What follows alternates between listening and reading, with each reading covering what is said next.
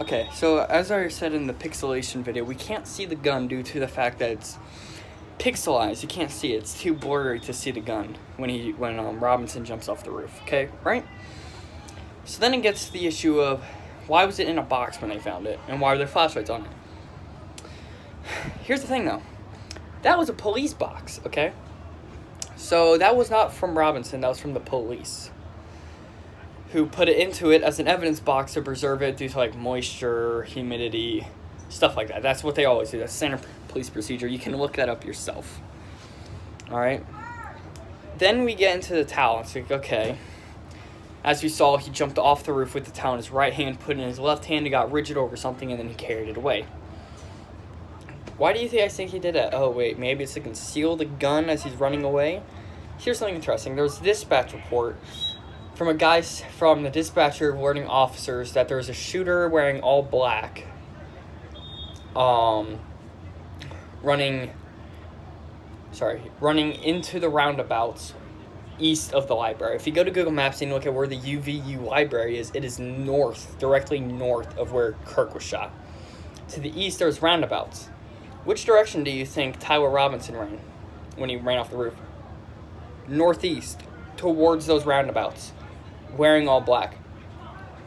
Because as we saw, okay, when he climbed up there, he was wearing like a American flag with like an eagle thing on it. I think somebody said that it was a U.S. Aid t-shirt or something like that.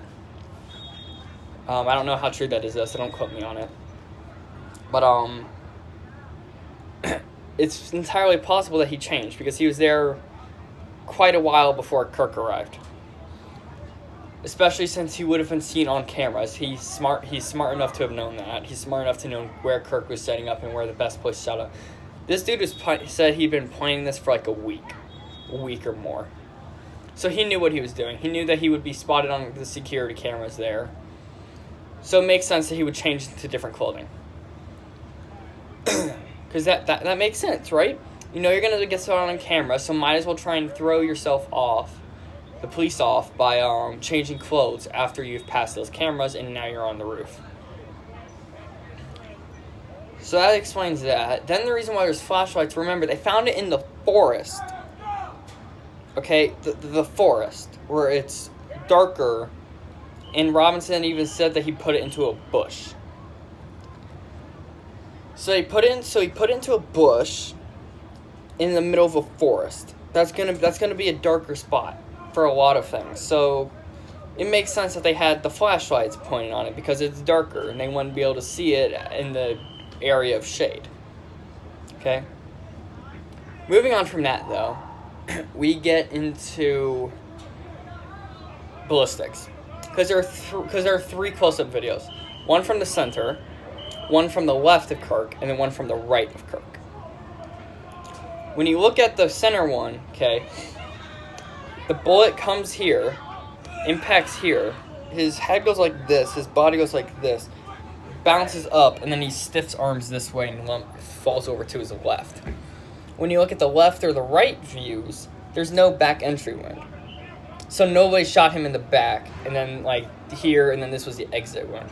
If you're like, oh, this is too big to be 30-06, remember, Kirk was wearing a ballistic plate.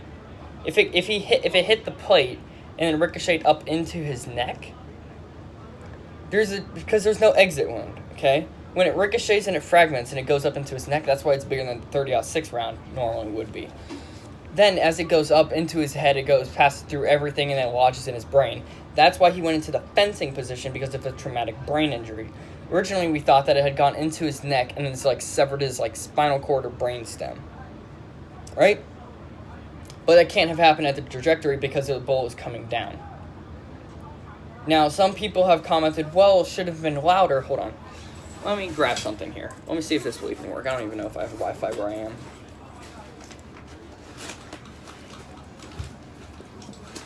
Bucks.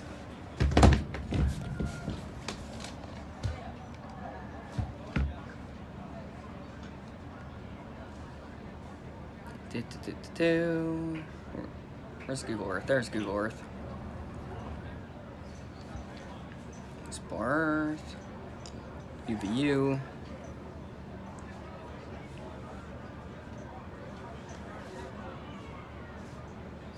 Yeah, right. Okay, that's what. Right. Hold on. Where? Scroll around. Find it. Okay. This is where Kirk was shot. Okay. There are some people. We have the left footage was from about right here. There we go. So we have the right side footage from about right here, the left side footage from up here, because there was another tent right up here. Then we have the closer up footage, which is about right here, from Kirk, right here. Robinson is thought to have been up here. This is about a 140-yard, 200-yard shot. That's rather easy if you've shot a rifle enough. And because that was gifted to him when he was 18 from his dad, last I checked, he's had 4 years to practice with it, and since he was doing it for a week, he's definitely had practice making 200-yard shots.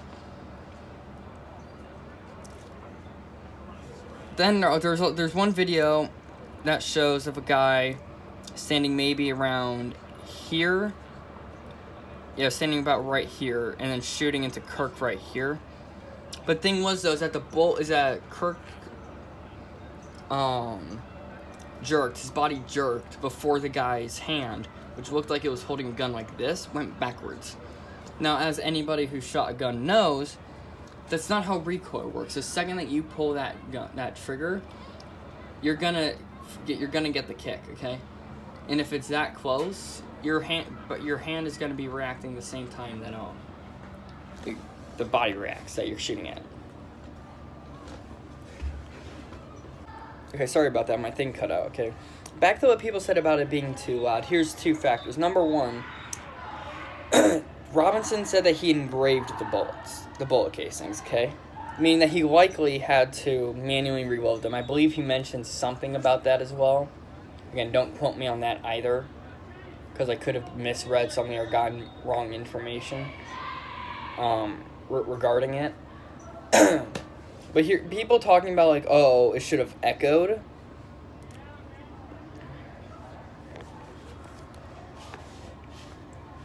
Robinson was up here, okay? The bullet came down here and hit right here. If you look, okay, if you like, gosh darn it, stupid thing. If you look from where it is, there's nothing for it to bounce off of to the sides to make it louder until it gets into here. And then we get into the fact that,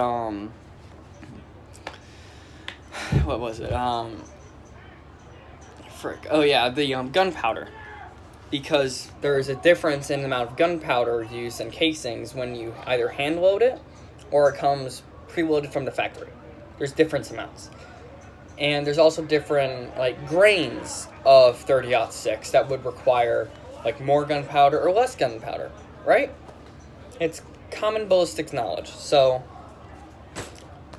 when you combine all that, it makes sense that it was Robinson that did the shooting and not he was a patsy and was like the Mossad or the CIA or anyone like that, okay?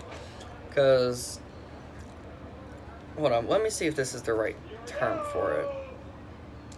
Yeah, Ozark's razor, okay?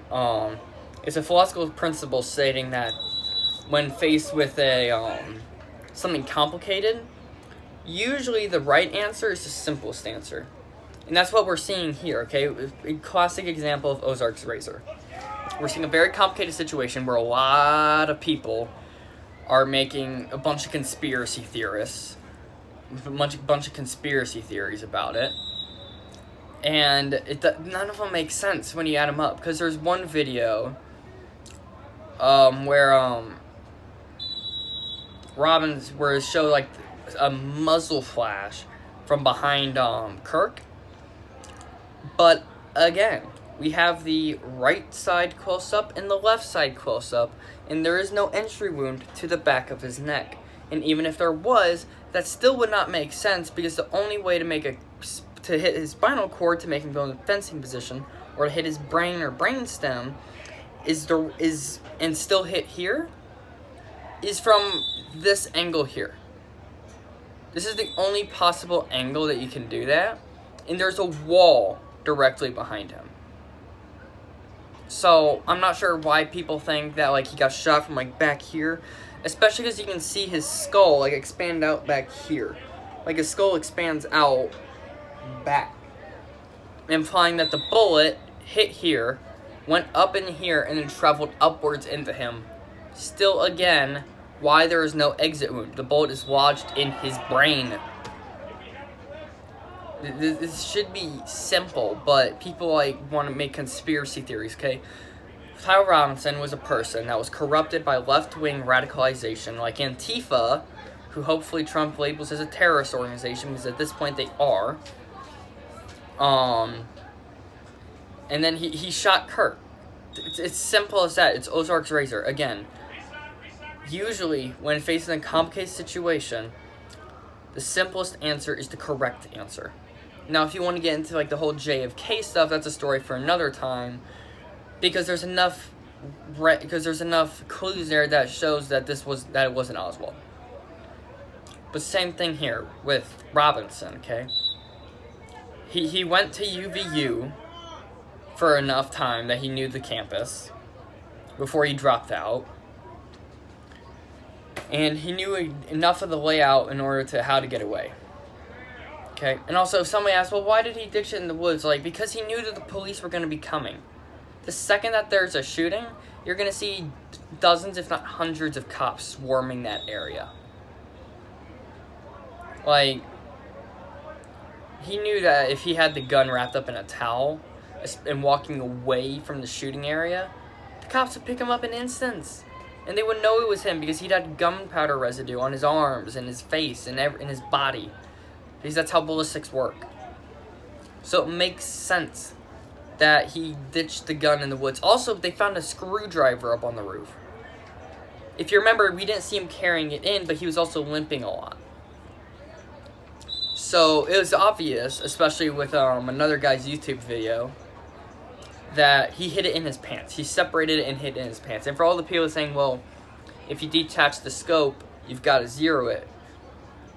Remember, though, he hit low.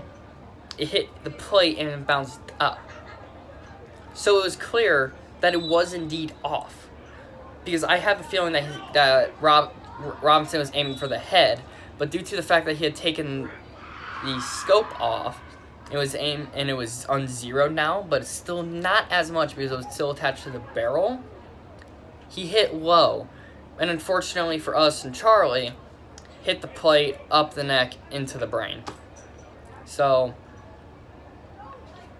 yeah, it's still an awful situation. But there's a Bible verse, because somebody noted that Charlie died around 12:23, I believe. Let me confirm this.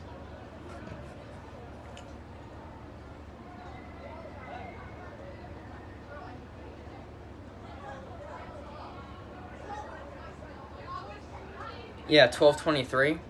And if we go to John 12:23 in the Bible, it says, and I quote, "And Jesus answered them, saying, The hour is come that the Son of Man should be glorified." What's the other one here? 12:14, I believe.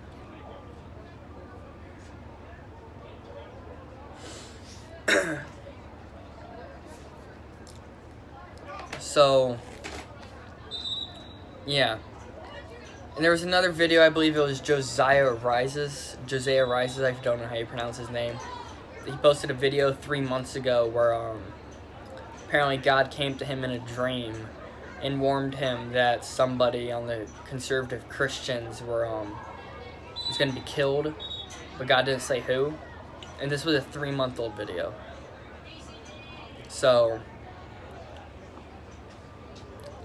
something is going to happen in America shortly.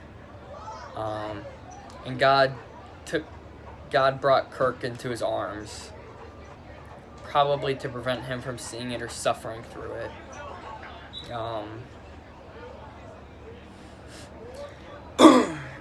But yeah, that's my take on this. That's my take on the whole gun thing, okay? So, yeah, turning into discourse, out.